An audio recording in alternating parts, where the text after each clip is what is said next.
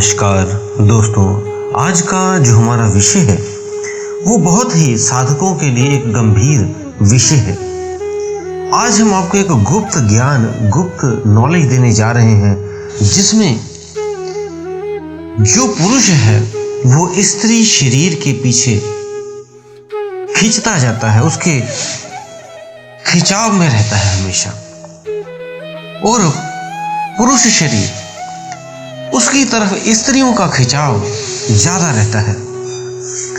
Means भोग विलास में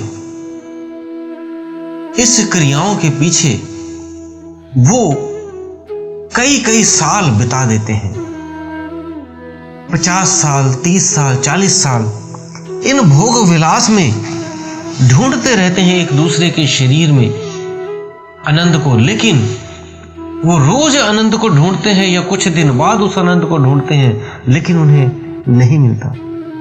फिर भी वो कोशिश करते रहते हैं, उस क्षणिक आनंद के बाद फिर शायद दोबारा वो आनंद होगा। जबकि इस का प्रयोग सिर्फ और सिर्फ इस अपने जो वंशज है, अपनी पीढ़ियों को आगे बढ़ाने के लिए सिर्फ किया जाता है। मीन्स जब शादी किसी की होती है तो इसका प्रयोग मात्र एक ही है, संतान की उत्पत्ति। तो संतान की जो उत्पत्ति है उसके लिए पूरे जीवन काल में 1, 2, 3 बार ही संभोग जरूरी है, उसके बाद इसकी जरूरत ही नहीं। उसके बाद तो आप अपनी ऊर्जा को नष्ट करते हो इन भोग विलासों में। आप ध्यान भी करते हो। कई साधकों का प्रश्न होता है कि हम ध्यान करते हैं लेकिन भोग विलास भी करते रहते हैं। तो जैसे आप ध्यान करते हो और साथ में भोग विलास करते हो, उसको आप पकड़े रहते हो भोग विलास को, और आकांक्षा करते हो उस परम तत्व की प्राप्ति की, तो वो नहीं होगा। ये तो वही बात हो जाती है जैसे एक साइकिल को स्टैंड पर लगाकर और उस पर एक बच्चे को चढ़ा दिया जाए और उसको कहा कि तुम पैडल मारो। पहिया घूम रहा है लेकिन साइकिल कहीं भी नहीं जा रही है, वहीं की वहीं खड़ी है। वो आधा घंटा, 1 घंटा पैडल मारी जा रहा है और पिछला चक्का उसका बहुत तेजी से घूम रहा है क्योंकि स्टैंड पे लगा हुआ है, और चक्का घूम रहा है, अगला चक्का रुका है। पसीनो पसीनी हो गया वो 2 घंटे बाद, लेकिन कहीं नहीं पहुंचा, वहीं का वहीं रुका है। ऐसे ही आपने जैसे एक नाव है, नाव को नदी पे उतार दिया होता है और साथ में एक रस्सी बांधी होती है ताकि नाव को खींचकर उस पे बैठा जाए और दोबारा उस किनारे पे बांध दिया जाए ताकि नाव इधर उधर ना चल जाए। तो आप एक तरह उस साधना के नाव में तो बैठ गए हो और रस्सी आपने खोली ही नहीं है। मीन्स आप भोग विलास की रस्सी को बांधे हुए हो उस अपने विपरीत शरीर से, और किस्ती बंधी है और आप चप्पू चलाई जा रहे हो, तो कहां तक वो आपकी जो नाव है जाएगी, वहीं की वहीं रह जाएगी। तो आप इन भोग विलासों में, भोग विलास यही नहीं कि शारीरिक संबंध ही है, कुछ और भी है, वो भी आज हम आपको बताते हैं। आप आंखों से देखते हो और बहुत अच्छी अच्छी चीजें देखते हो और उसके आनंद में खोए रहते हो। किस लिए आप इतना मनोरंजन देखते हो? कभी फिल्म देखनी है तो कभी सीरियल देखना है, तो कभी कोई पहाड़ियां देखनी है, तो कभी पौधे देखने हैं। इन चीजों को देखते हो किस लिए? आपका मेन उद्देश्य होता है आनंद, और संभोग का भी क्या मेन गंतव्य होता है आपका कि लास्ट में आपको आनंद की अनुभूति हो। लेकिन ये सारे आनंद जितने भी मिलते हैं ये सिर्फ थोड़ी देर के लिए ही होते हैं। कानों से सुनना, आप बहुत अच्छे अच्छे म्यूजिक, अच्छी अच्छी वाणियां, अच्छी अच्छी चीजें सुनते हो और जिससे मंत्र मुग्ध होते हो, उसमें खो जाते हो, उन म्यूजिक में, उन धुनों में, उन गानों में खो जाते हो।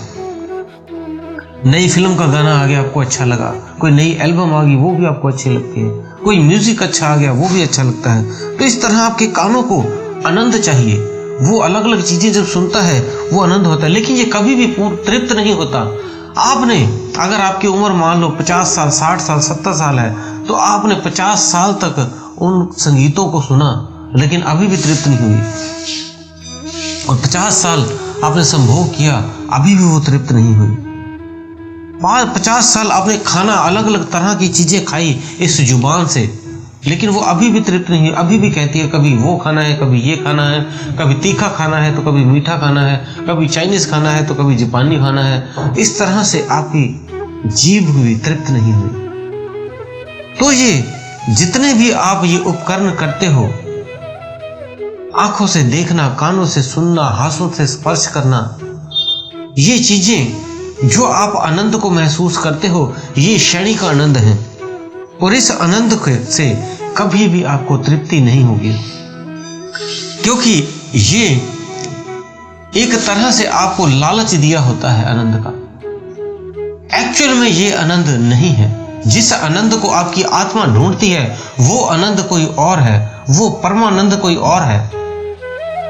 ये तो जो आनंद आपको खाने पीने के या दिखाने के, जो इंद्रियों से आप देखते हो, सूंघते हो, महसूस करते हो, खुशबुएं अलग अलग महसूस करते हो, तो ये सारी आपको, जैसे एक बच्चे को हम चुप कराने के लिए या उसको अपने में ही वो हमें तंग ना करे, हम कहीं जाना चाहते हैं तो उसके लिए हम उसे थोड़े 5-10 रुपए दे देते हैं, या कोई लॉलीपॉप दे देते हैं, या कोई वस्तु उसके खाने के लिए दे देते हैं, या उसको कोई खिलौना दे देते हैं, तो वो उसी में खो जाता है। इसी तरह आपको परमानंद तक नहीं दिया जाने जा रहा है।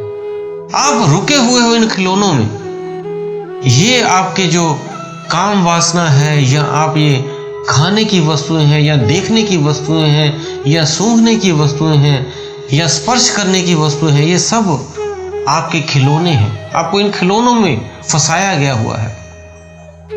आप परमानंद में जाना चाहते हैं तो इनको छोड़ना ही पड़ेगा, तभी आपकी कश्ती आगे बढ़ेगी। नहीं तो साधक कहते हैं हम ध्यान भी करते हैं और काम वासना में भी लिप्त हैं, और बाहर के शौक जितने भी हैं, खाने, कपड़े पहनने, सुंदर सुंदर ये चीजें करने में भी साथ में अपने आप को बांधा हुआ है, तो कैसे उसको जाएंगे। इस शरीर और आत्मा को अलग देखना है तो इस शरीर के जो आप ये चीजें आप करते हो, देखते हो, सूंघते हो, इनको छोड़ना पड़ेगा। ये रस्सी खोलनी पड़ेगी आपको, नाव तभी चलेगी। आपने इनसे, इसको, इस शरीर से उस आत्मा को बांध लिया हुआ है। इसको खोलना है तो आत्मा और जो शरीरी कार्य हैं इनको अलग करना पड़ेगा। जब ये एक दूसरे को अलग करेंगे तभी वो परमात्म तत्व की ओर बढ़ पाएगा, नहीं तो ये शरीर में ही आत्मा आपकी बंधी रहेगी और परम तत्व तक नहीं पहुंच पाएगी और परमा आनंद को नहीं प्राप्त करने पाएगी। ये छोटे छोटे आनंद, जैसे बच्चे को छोटी रेलगाड़ी दे दी, छोटी चीजें खेलने के लिए खिलौने दे दिए और वो खुश हो जाता है उस आनंद में, ऐसे ही आपको अलग अलग घर दे दिए, कभी गाड़ी दे दी तो कभी अलग अलग कलर की कारें दे दी, स्कूटर दे दिया, बाइक दे दिया। इस तरह की चीजें में आप भी खोए रहते हो इन खिलौनों में। इन खिलौनों को जब आप अंदर से त्याग दोगे, उससे प्रेम करने लगोगे परम तत्व से, तब आपका मिलना होगा, तब उससे आप मिल पाओगे। तो ये आपको स्त्री और पुरुष का भी, क्योंकि जब शारीरिक भान आपका खत्म होगा तभी आप स्त्री पुरुष से भी आप आकर्षण आपका खत्म होगा, और फिर वही आनंद जो आप अलग अलग चीजों में ढूंढ रहे थे, छोटी छोटी चीजों में, वो आपको पूरा आनंद जो मिलना है वो परम अवस्था में जाके मिलना है उस आनंद की। क्योंकि आत्मा तो आनंद में ही है, इसीलिए वो हर जगह आनंद ढूंढती रहती है। तो जब आप उस परमानंद को पालोगे तब ये सारे छोटे छोटे आनंद छिन्न भिन्न हो जाएंगे। तो दोस्तों, उम्मीद है दी हुई जानकारी से आप संतुष्ट होंगे। फिर भी कोई आपका प्रश्न है तो आप हमें कमेंट बॉक्स में लिख सकते हैं, और अगर आप हमारे चैनल में नए हैं तो चैनल को सब्सक्राइब कर दें ताकि और भी अध्यात्म की जानकारियाँ जो हम आपको देते हैं वो आप तक पहुँच सकें और आप अध्यात्म जगत में आगे बढ़ सकें। और दोस्तों, अगर आपने फेसबुक और इंस्टाग्राम को हमारे फॉलो नहीं किया है तो उसका लिंक डिस्क्रिप्शन बॉक्स में दिया है, वहाँ जाकर आप फॉलो कर लें। इसी के साथ हम विदा लेते हैं। धन्यवाद।